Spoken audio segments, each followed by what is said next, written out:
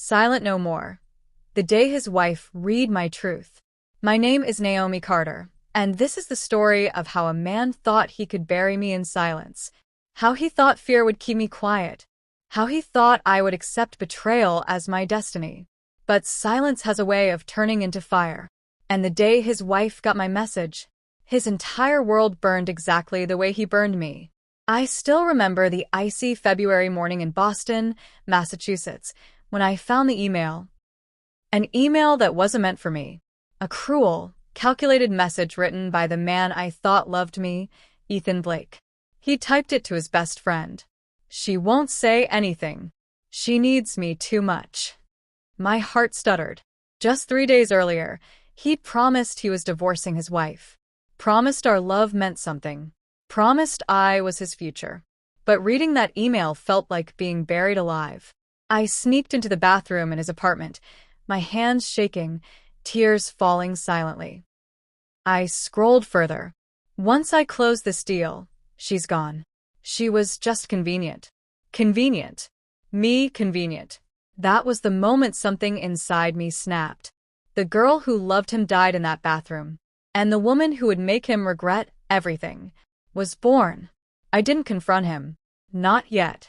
Revenge is a meal best cooked slowly, especially in a city like New York, where Ethan spent most of his time for work. By the time he returned from his business trip, I had already memorized every lie he'd ever told me. I had screenshots, voice notes, receipts, pieces of a puzzle he didn't even know he'd built. When he kissed me that night, whispering, "I missed you," I almost laughed. His phone buzzed. A message from his wife, Clara Blake. He snatched the phone quickly, too quickly. Work message, he lied. But I already knew the truth. He thought I would stay silent. He thought his secret was safe. He thought love had made me blind. He forgot betrayal makes you see sharper. The first time I saw Clara Blake in person was outside a charity gala in Washington, D.C. Graceful. Elegant. Everything he claimed she wasn't. She's cold, he'd said. She's controlling. She doesn't love me. But watching her hug her daughter tightly while adjusting her husband's suit jacket, I knew Ethan had lied. She wasn't cold. She wasn't controlling. She was committed. She was the woman he was destroying behind the scenes, and the woman he expected me to stay silent for. That night, while Ethan schmoozed with politicians, I studied Clara like a character in a film I needed to understand. Not out of jealousy. Not out of bitterness. But because she deserved to know the truth. And I was going to give it to her. When the timing cut the deepest. Ethan underestimated me. He assumed because I loved him, I wasn't paying attention. But I knew all his passwords. The downside of dating a man who bragged too much. In his bank app, I discovered the real reason he kept me close. Transfers. Several. To women. To hotels. To accounts that clearly weren't business expenses. I printed everything. Organized the statements. Created a timeline. I didn't need to shout. I didn't need to break down. I just needed the truth. And patience. We were in Chicago, attending a real estate conference he insisted I couldn't miss. But his mistake came during dinner. He left his phone unlocked. A risky move for a man who lives inside lies. A message popped up. Same room as last time? Sabrina. My stomach clenched, but I didn't react. Instead, I smiled sweetly and said, "Why don't you go ahead to the hotel? I want dessert." He paid quickly. Guilty men rush. As soon as he walked away, I followed him discreetly. Saw him pick up his pace. Saw him check his reflection. Saw him preparing to cheat. Perfect. I recorded everything. Not for me. For his wife. For the message I would one day send her. A message he would never recover from. Back in Boston, I couldn't shake Sabrina's message. Who was she? Another convenient woman? Or someone he planned to discard the way he planned to discard me?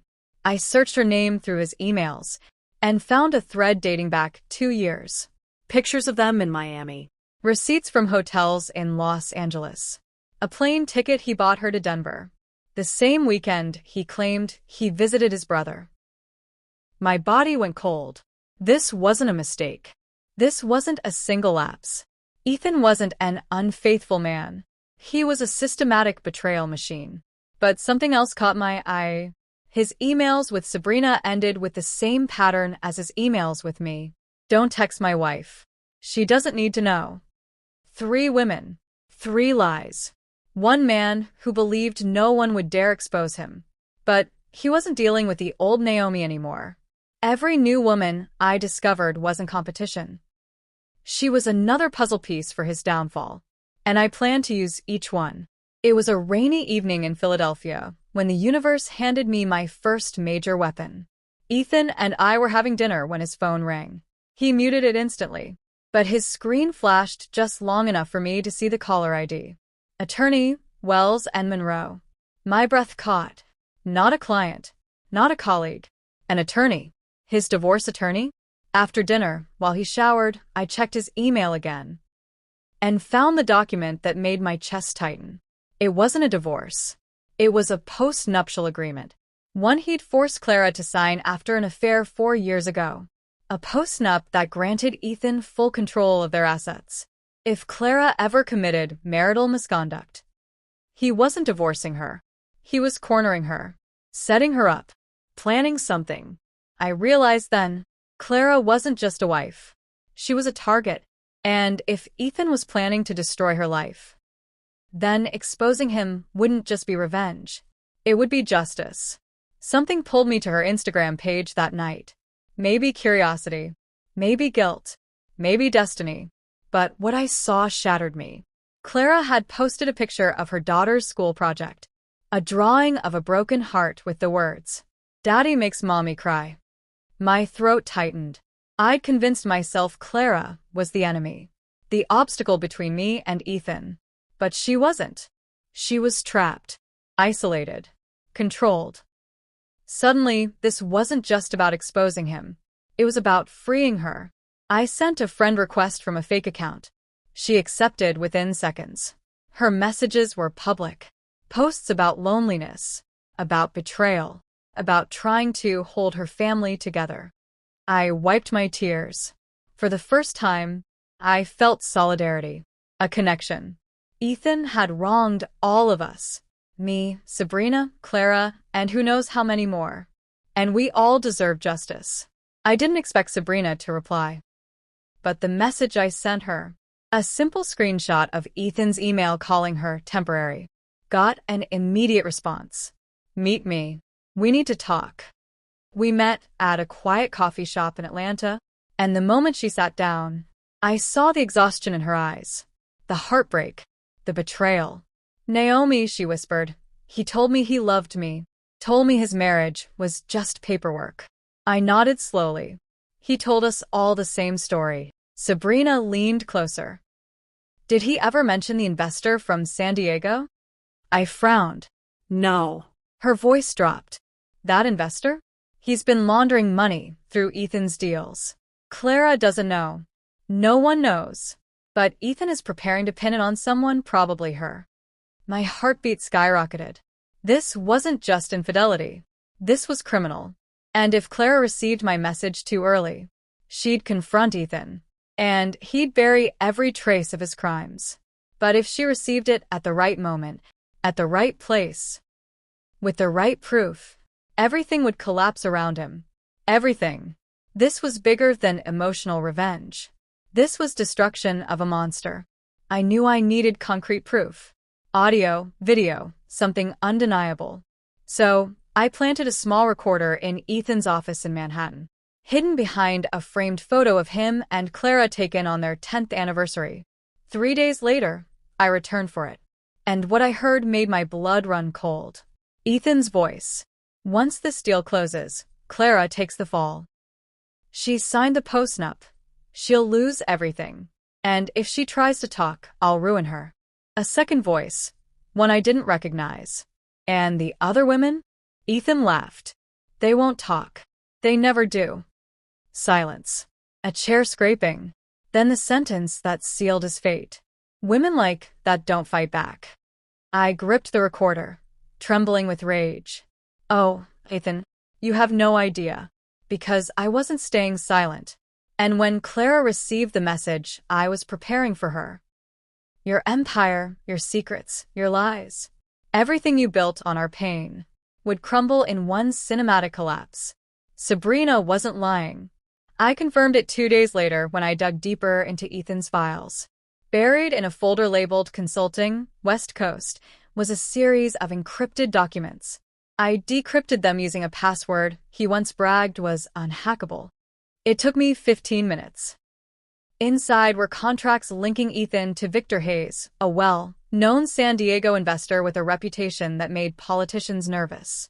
Hidden payments, shadow accounts, real estate flipping that looked clean from the outside but smelled like federal charges on the inside. And the worst part? Every suspicious transfer was in Clara's name. Not Ethan's. Not the investors. Clara's. He had set her up as the financial mule. The signature, the authorizations, everything. She'd been tricked. A sickening wave washed through me. This wasn't infidelity anymore. This was calculated destruction. Ethan didn't just betray women. He hunted them, used them, discarded them. And he thought his wife was too loyal, and I was too broken to ever expose him. But the tide had already begun to turn. His downfall was no longer just my desire. It was a necessity. I was packing my things in Ethan's Boston apartment when the door opened, and he walked in unexpectedly. His smile froze when he saw the suitcase. Going somewhere? His voice was light, too light. The kind he used when he sensed loss of control. I told you I had a conference.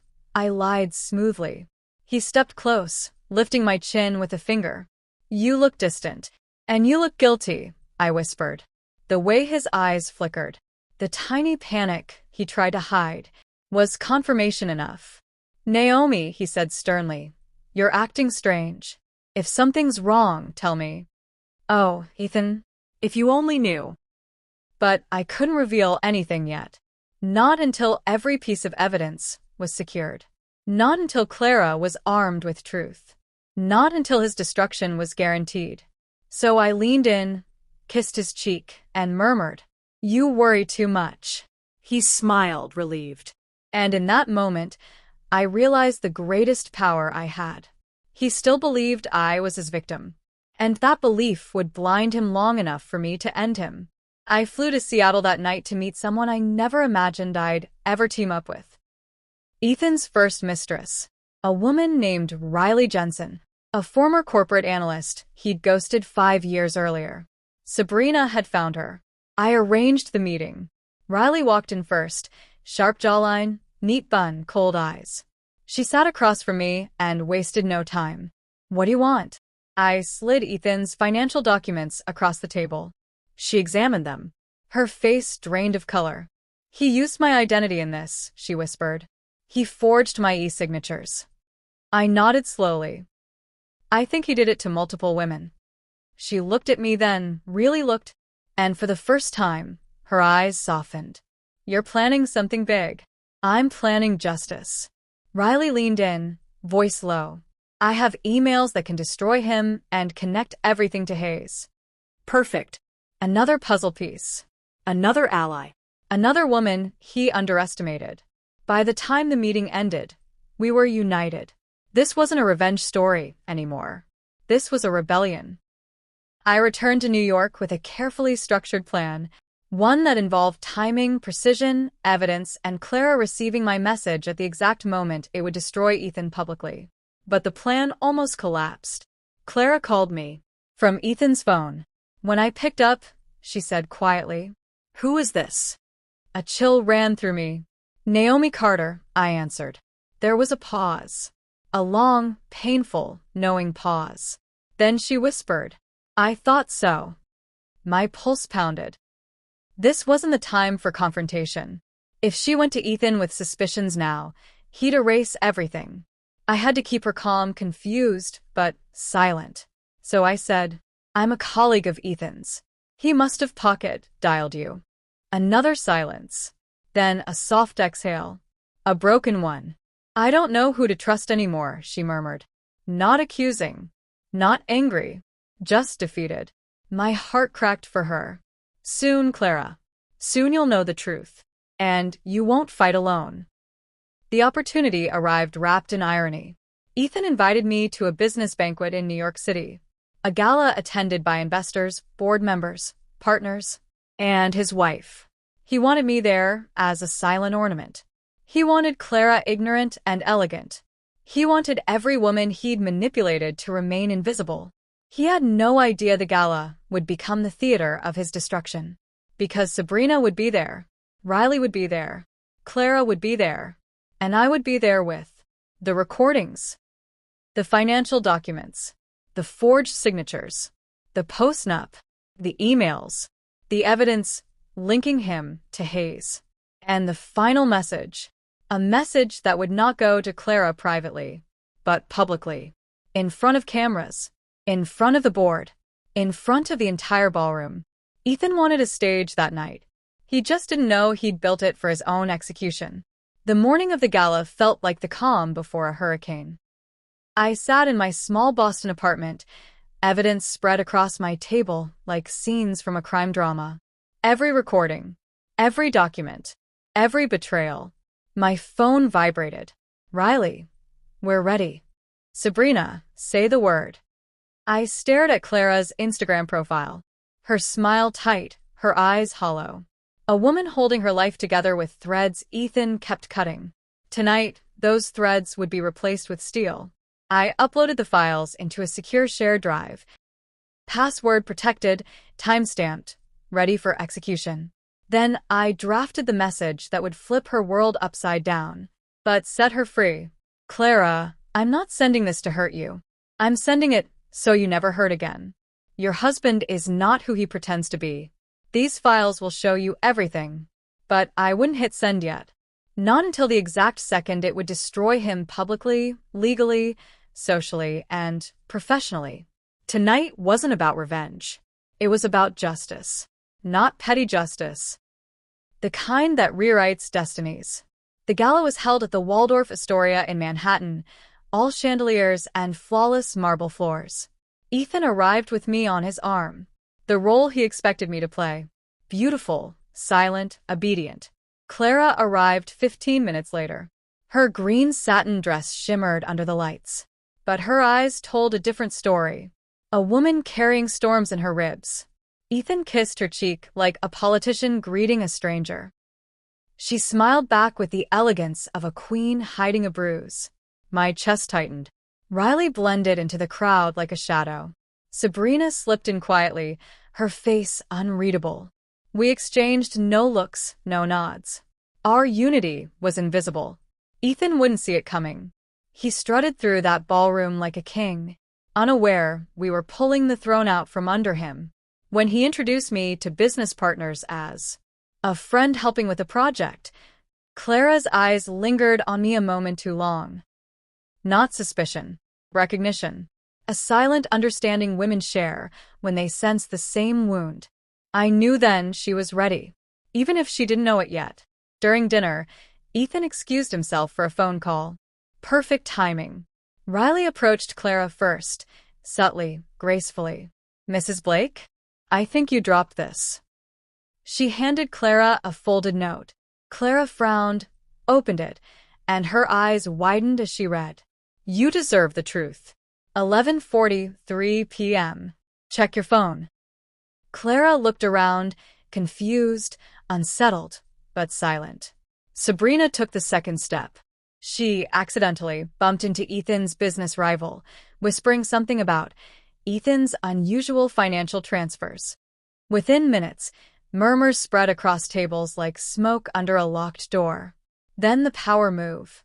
I slipped Ethan's voice recording to the event's audio technician. Not to play immediately, but to cue for later. He nodded after listening through headphones, his expression dropping into disgust. You sure? Absolutely. All right. Call your cue. The stage was set. The walls were cracking. The truth was pacing behind them like a trapped animal ready to break free. And Ethan? He was still shaking hands, still smiling, still lying. He had no idea we were already holding the match. At 11:43 p.m., I slipped into the hallway where the chandeliers dimmed into soft golden light. I opened the shared drive, rechecked every file, confirmed the timestamp, confirmed the public link. Then I clicked send. Clara's phone pinged across the ballroom. I watched as she picked it up, her brow furrowing, her eyes widening, her hand trembling. She stood, slowly, silently, and her gaze lifted, straight toward Ethan. Our eyes met for a split second. A silent apology, a silent promise. And then, her face hardened. A queen discovering the traitor in her palace. She walked toward him with a kind of calm that made me shiver. Ethan, mid-conversation, glanced at her. Clara? Everything okay? She handed him her phone. He looked down, and, the exact moment, he saw the evidence. The color drained from his face like ink dissolving in water. He looked at me next. Realization. Fear. Betrayal. Not because he loved me, but because he finally understood. I was the woman who fought back. Clara, wait, Ethan stammered, grabbing her arm. She pulled it back like his touch was poison. You used me, she whispered. You tried to ruin me. You tried to make me your scapegoat. Guests turned. Whispers spread. Phones lifted. Riley appeared beside Clara. Sabrina stepped forward, and I emerged behind them. Our formation unplanned but undeniably cinematic. Ethan's eyes darted between us, desperate. You're all being manipulated. Naomi, she's lying. I tapped my phone. The ballroom's sound system crackled, and Ethan's voice filled the room. Once this deal closes, Clara takes the fall. She signed the postnup. She'll lose everything. And if she tries to talk, I'll ruin her. Women like that don't fight back. A collective gasp tore through the hall. Clara's face remained steady, unshaken, powerful. She turned to the board members watching from the VIP table. Ladies and gentlemen, she said calmly, I believe my husband has some explaining to do. Ethan panicked, truly panicked. But it was too late. His empire wasn't crumbling. It was collapsing, chapter by chapter, lie by lie, woman by woman. And the final blow? That one was still coming. As Ethan's recorded words echoed through the ballroom, chaos rippled like a storm tide. Board members whispered fiercely. Investors exchanged looks of panic. But one man, one powerful man, reacted faster than the rest. Victor Hayes. He stood abruptly, his jaw tight. Ethan, he snapped, we need to talk. Now. Ethan froze. No, Victor, this isn't what you think. Oh, it's exactly what I think, Hayes growled. You said all the transfers were untraceable. You said I was protected. Guests gasped. Cameras swung. His words weren't whispered. They were broadcast across the ballroom. Clara stepped toward Hayes. You both tried to use me, she said, voice steady. But I'm done being silent. Hayes looked stunned. You knew? I didn't, Clara said. But I know now. Security closed in on Victor. He attempted to leave, but 2 federal agents, quietly in attendance due to Victor's reputation, intercepted him. Ethan turned pale. What are you doing? He screamed. One agent replied, Mr. Hayes has a lot of explaining to do. Hayes glared at Ethan as he was escorted out. You dragged me into this, Ethan. I won't go down alone. Ethan swallowed hard. For the first time that night, he understood he was truly alone. Ethan stumbled backward as if reality itself punched him. He turned to Clara, desperate, broken, trembling. Clara, please listen to me. I only did that because... She lifted a hand. Don't you dare use my name like you love me. He choked on the silence that followed. Clara stood taller than I'd ever seen her. Her voice carried through the room. For years, you convinced me I was the weak one, the emotional one, the one who needed you. She looked around at the guests, then returned her gaze to Ethan.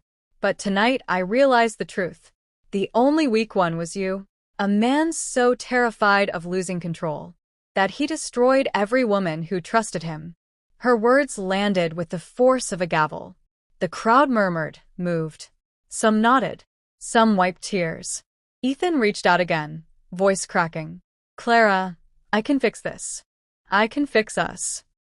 You can't fix what you never valued, she replied. Then she stepped aside and revealed the final blow. Her attorney, standing right behind her, papers in hand. Divorce. Asset freeze. Immediate separation. She whispered, "You thought I'd stay silent until I got her message." His breathing hitched. He knew exactly whose message she meant. Mine. The ballroom buzzed with reporters now. Phones were out. Cameras rolled. Security hovered. But Ethan, he only had eyes for me. You, he hissed, stalking toward me. You did this. I didn't move. Didn't blink. Didn't flinch.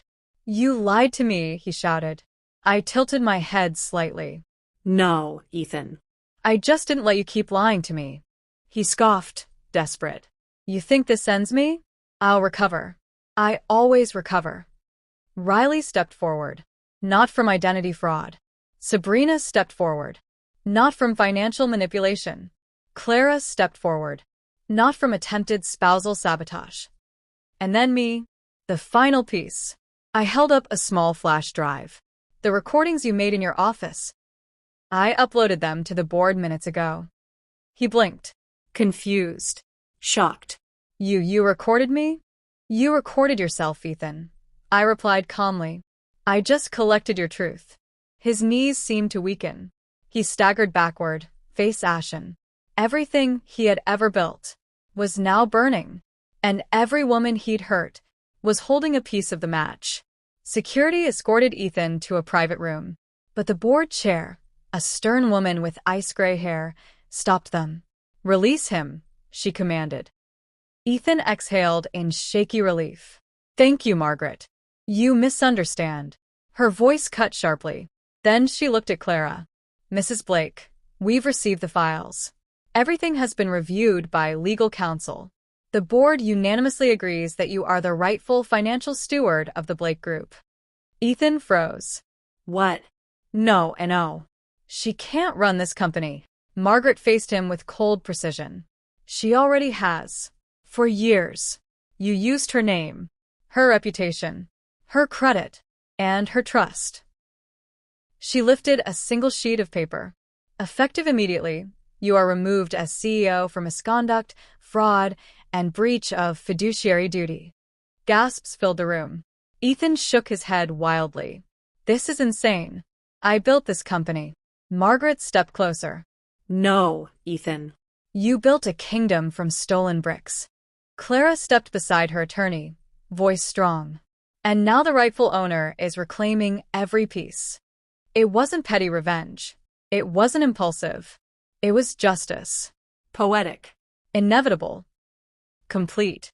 Outside the hotel, the night air was sharp, cleansing. Clara approached me slowly. Not angry, not threatened, just free. You sent the message, she said softly. Yes. She nodded. Tears filled her eyes, but they didn't fall. You saved me. I shook my head. No. You saved yourself. I just showed you the truth. Riley and Sabrina joined us, standing in quiet unity. For women who had once been broken by the same man, now stronger than ever. Clara inhaled deeply. I'm rebuilding my company, my life, my daughter's future. And if any of you ever need a job or a home, you come to me. We exchanged a look, a bond forged from betrayal, transformed into empowerment. In the distance, Ethan was escorted into a black car, not arrested yet, but stripped of everything he'd ever weaponized. His power, his secrets, his control. I watched him disappear, not with satisfaction, but with closure. He thought I would stay silent until his wife got my message. But he never understood. The moment a woman finds her voice, the world changes. And tonight, for women found theirs. Together, we ended his reign and began our own. Thank you for listening to my story. Please don't forget to like, subscribe, and share my videos. Thank you.